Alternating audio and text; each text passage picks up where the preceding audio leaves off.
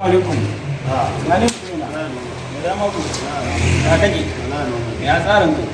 Ya kana zama ne mutumina. Ya yi hawa mutumina ka wai ga. Wai ka san wani abun alajibi.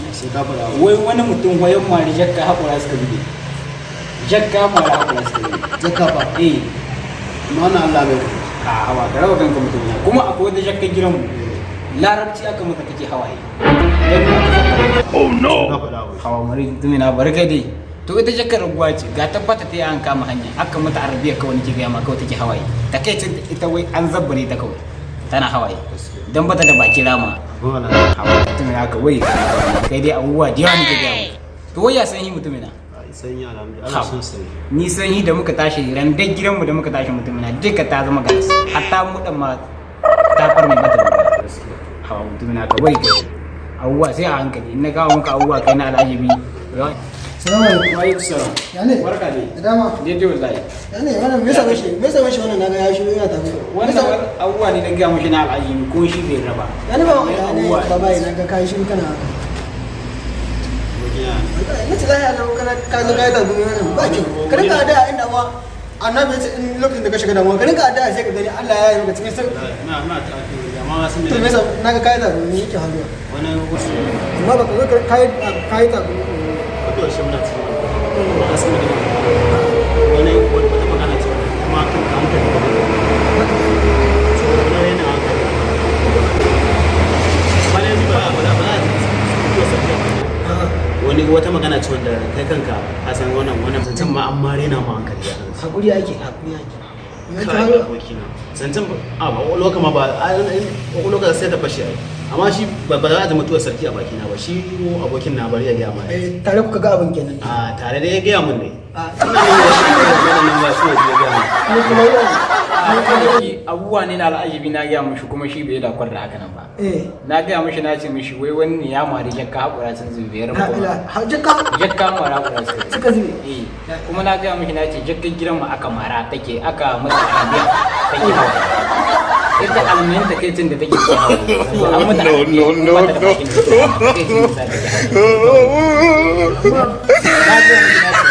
dan gidan mu da muka yi ta haifa hatta mota da ake Ina ba wani ajiye wani. sai yi ne wannan yayi wa Ba wani ajiye wani. shi ne na gaya mashi wai yasa kai ka sai Wannan ni kan kaina ni kan kaina ni Eh. karan kaina ni abin ya faru da ni abin ya kasance a kaina. Eh. Wata rana na je Kano.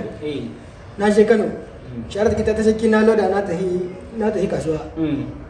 Zan dawo unguwa. To sai hanya ta dauke ni da sai na bude hanya ta daban wanda ban san ta ba ban saba ban ta ba.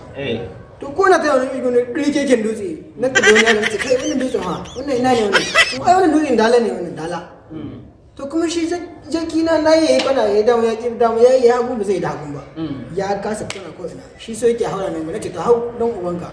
Ya hau kawai jaki kuma kai ba zai iya hawa dala sai dai kai ka san dala. dala tushen Ka san dala kai. tare dala tushen bane Yawwa to dan saboda haka nayi ya hau ya kasa hawa. Na tare da jarumta. Gado. Na sanar da jarumta. na san ka da karfi Wayo Allah ya la ilaha illallah. Na ci jakki da kata. Jakki nan musu baya baya ɗanyo baya. Na sanar da kidalan na haka. ka doke shi Dalan ɗauka. Na gefa ta hula. wannan na san ka da Wayo. Na da kidalan na mai da huda kawai ga hanyar tiri. Inda kaji ana gusau.